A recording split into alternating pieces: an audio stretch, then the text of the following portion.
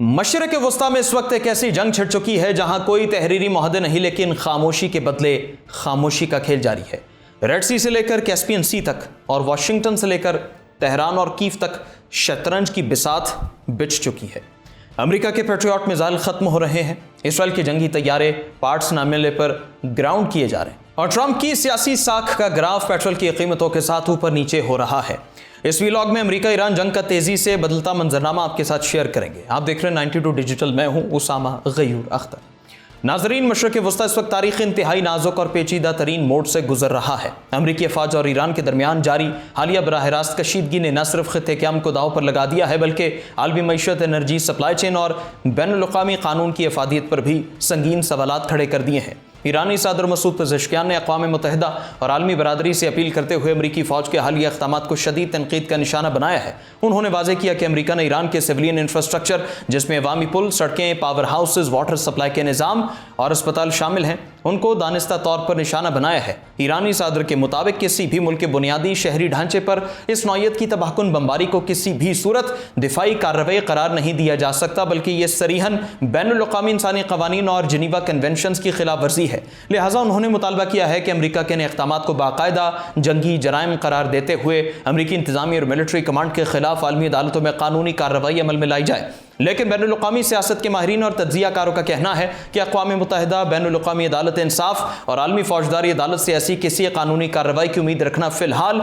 गैर हकीकी है। अमरीका इस वक्त दुनिया की वाहिद सबसे बड़ी मिलिट्री और मुआशी ताकत है, जिसने अक्सर औकात आलमी इदारों के फैसलों को बालाए ताक रखा। खास तौर पर इस वक्त जब अमरीका का मौक़िफ़ रहता है कि वो आलमी अदालतों के दायरे इख्तियार को तस्लीम नहीं करता, तब आलमी बरादरी के लिए अमरीका के खिलाफ किसी किस्म की सज़ा याबी का हुक्म नाफिज करना तकरीबन नामुमकिन हो जाता है। जहां एक तरफ सिफारती महाज पर बयानात की जंग जारी है, वहीं दूसरी तरफ जंगी मैदान में एक आर्जी और गैर मुस्तहकम खामोशी देखी जा रही है। फिलवक्त दोनों में से किसी भी फरीक की जानिब से किसी बाज़ाबिता या रस्मी सीज़फायर का दस्तखत शुदा ऐलान सामने नहीं आया, लेकिन अमरीकी दिफाई हेडक्वार्टर और ईरानी फौजी ज़राए की जानिब से इस बात की तस्दीक की गई है कि गुज़श्ता कुछ दिनों से दोनों तरफ से एक दूसरे पर हमलों का सिलसिला आर्जी तौर पर रोक दिया गया। दिफाई और जंगी माहिरीन इस सूरत हाल को खामोशी के बदले खामोशी का नाम दे रहे हैं। यह कोई तहरीरी या कानूनी मुआहदा नहीं, बल्कि दोनों ममालिक की जानिब से एक आर्जी मिलिट्री पॉज है।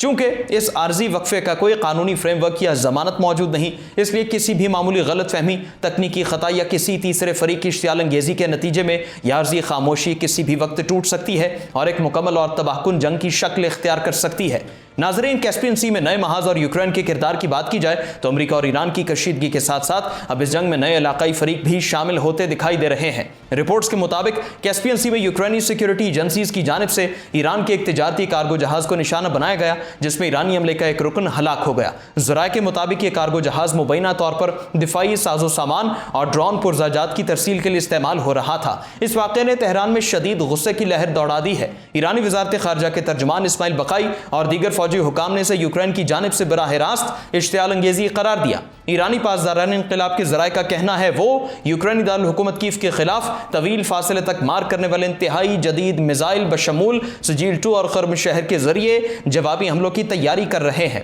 ईरानी सिफारतकारों का मानना है कि यूक्रेनी सदर व्लादिमीर ज़ेलेंस्की दरअसल इसराइली और अमरीकी इशारों पर अमल कर रहे हैं ताकि इस जंग के दायरेकार को यूरोप तक फैलाया जा सके और यूरोपीय यूनियन और नेटो को मजबूर किया जा सके कि वो ईरान के खिलाफ अमरीकी मिलिट्री मुहिम में पार्टनर बने। यूरोपीय ममालिक फिल वक्त मुआशी बहरान और तवानाई के मसाइल के बायस इस जंग में बराह रास्त कूदने से गुरेजा नजर आते हैं। मस्कत मुज़ाकरात, ओमान सालिसी और पाकिस्तान के सिफारती किरदार की बात करें तो खित्ते को एक हमागीर तबाही से बचाने के लिए ओमान के दारुल हुकूमत मस्कत में सिफारती कोशिशें जारी हैं। ओमानी सालिसकार अमरीका, ईरान और इलाकाई ताकतों के दरमियान राबिताकारी का किरदार अदा कर रहे हैं। जून में तय पाने वाले इब्तिदाई मेमोरेंडम ऑफ अंडरस्टैंडिंग पर अमरीका की मुसलसल खिलाफ वर्जियों के बाद अब मस्कत में एक नए फ्रेमवर्क की तैयारी पर बातचीत हो रही है। ईरान के बुनियादी तहफ़्फ़ुज़ात कुछ यूं हैं। ईरानी वज़ारत ख़ारजा ने वाज़ेह किया कि वो पाकिस्तान और ओमान की सिफारती कोशिशों को कदर की निगाह से देखता है और उन पर कामिल एतमाद रखता है। ईरान के मुताबिक अमरीका ने माजी के तमाम मुआहदों को तोड़ा और इसलिए तेहरान वाशिंगटन के साथ किसी भी मुज़ाकरात पर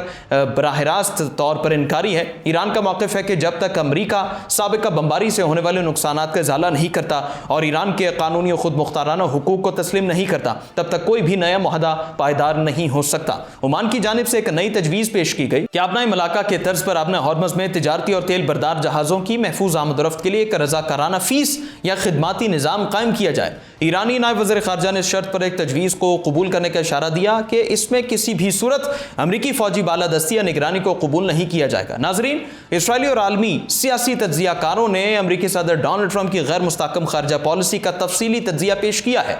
तज्ज़ियाकारों के मुताबिक ट्रंप की मशरिक़ वस्ता पॉलिसी किसी नजरियाती मुस्तकिल स्ट्रेटजी के बजाय आलमी मंडी में तेल की कीमतों और अंदरूनी मुल्क सियासी दबाव से मशरूत होती है। आलमी मंडी में जब भी खाम तेल की कीमत $100 फी बैरल से ऊपर जाती है तो मुआशी दबाव के बायस फौरी तौर पर सीज फायर, मुज़ाकरात की पेशकश और बमबारी का आर्जी खात्मा देखने में आता है। लेकिन जैसे ही कीमतें $90 से $95 फी बैरल से नीचे आती हैं और दबाव कम होता है तो मुआहदों से इन्हिराफ, नई धमकियां और फौजी ताकत का दोबारा इस्तेमाल शुरू कर दिया जाता है। नाज़रीन, आलमी मंडी में जब भी खाम तेल की कीमत $100 फी बैरल से ऊपर जाती है तो मुआशी दबाव के बायस फौरी तौर पर सीज फायर, मुज़ाकरात की पेशकश, बमबारी का आर्जी खात्मा देखने में आता है। लेकिन जैसे ही कीमतें $90 से $95 फी बैरल से नीचे आती हैं, दबाव कम होता है।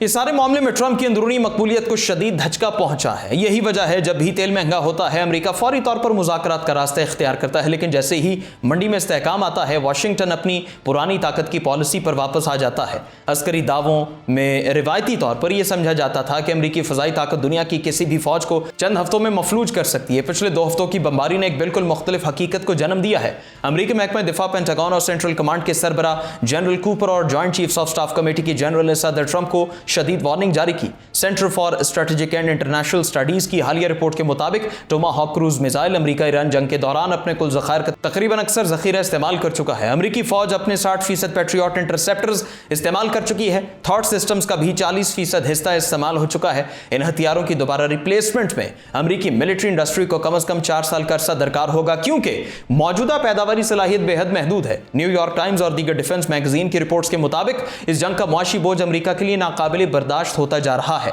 एक अमेरिकी पैट्रियट मिसाइल की कीमत तकरीबन $4 मिलियन है, जबकि एक ईरानी ड्रोन की तैयारी पर सिर्फ $20 से $50,000 की लागत आती है। अमेरिका चंद $1,000 के ईरानी ड्रोन को गिराने के लिए $40 लाख का मिसाइल दागने पर मजबूर है, जो कि तवील मुद्दत में अमेरिका की मईशत का दिवालिया निकलने के मुतरादिफ है। ईरानी ज़राए के मुताबिक ईरान के 60% मिसाइल ज़खायर और 40% ड्रोन प्रोडक्शन साइट्स पहाड़ों के अंदर और ज़ेरे ज़मीन इंतहाई महफूज मकामात पर मौजूद हैं, जिन्हें अमेरिकी बमबारी से कोई नुकसान नहीं पहुंचा।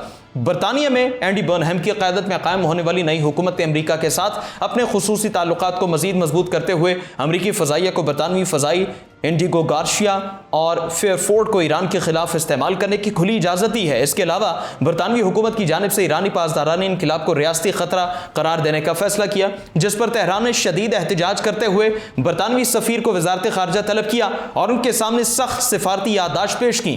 ईरानी हुकाम का मौक़िफ़ है कि पासदारान इनकलाब ईरान की रस्मी और आइनी मुसल्लह अफ़वाज का हिस्सा है, जिसने दाइश जैसी बैनुल-अक़वामी दहशतगर्द तंजीमों को शिकस्त देने में बुनियादी किरदार अदा किया। दूसरी जानिब इसराइली वज़ीर-ए-आज़म नेतन्याहू का वाशिंगटन का ताज़ा दौरा इंतहाई यहाँ पेशरफ समझा जा रहा है। मुमकिन ईरानी जवाबी हमलों के पेश नज़र इसराइल के अंदर हंगामी सूरत हाल की मुद्दत में अगस्त के वस्त तक तौसी कर दी गई। इसराइली फ़ज़ाइया ने एतराफ़ किया है कि रोम मुआहदे की पासदारी करने वाले मुतादिद यूरोपीय ममालिक ने इसराइल F-15, F-16 और F-35 तैयारों के स्पेयर पार्ट्स की फराहमी बंद कर दी है, जिससे इसराइली एयरफोर्स के कई जंगी तैयारे सर्विस से बाहर हो चुके हैं। नेतन्याहू व्हाइट हाउस के दौरे के दौरान अमेरिकी इंतजामिया पर जोर दे रहे हैं कि वो ईरान के तवानाई के मराकज़ और बुनियादी इंफ्रास्ट्रक्चर पर मजीद हमलों की इजाज़त दे, क्योंकि इसराइल के नज़दीक ईरान के साथ किसी भी किस्म का आर्जी मुआहदा तलबीब के वजूद के लिए खतरा है। जंग का असर आलमी समुद्री रास्ते और मईशत पर वाज़े तौर पर देखा जा सकता है। नाज़रीन, दुनिया के सबसे बड़े इंश्योरेंस इदारे लॉयड्स ऑफ लंदन और दीगर आलमी कंपनीज ने एक बड़ा फैसला करते हुए बुहेरा हमर और बाबुल मंदब से गुजरने वाले अमेरिकी, इसराइली और सऊदी बहरी जहाज़ों की वॉर रिस्क इंश्योरेंस मनसूख की है। इस फैसले के नतीजे में सऊदी अरब की यम्बो बंदरगाह से रोजाना 5 मिलियन बैरल तेल बरामद करने की सलाहियत बुरी तरह मुतासर हुई। यमनी हुकाम ने बताया कि उन्होंने सऊदी अरब और इसराइल की मुआशी नाकाबंदी के जवाब में एक मसावी बाहमी नाकाबंदी कायम कर दी है। नाजरीन, ईरान अपनी जोग्राफिया स्ट्रेटेजिक पोजीशन, ज़ेर ज़मीन दिफाई सलाहियत और कम लागत ड्रोन और मिसाइल टेक्नोलॉजी की बदौलत अमेरिका और इसराइली दबाव के सामने डटा हुआ है।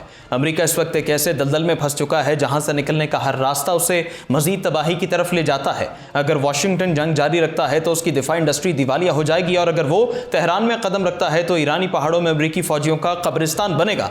दूसरी तरफ ईरान ने यह साबित कर दिया कि सुपर पावर्स को घुटने टेकने पर मजबूर करने के लिए खरबों डॉलर का बजट नहीं बल्कि स्ट्रैटेजी और हौसला चाहिए होता है।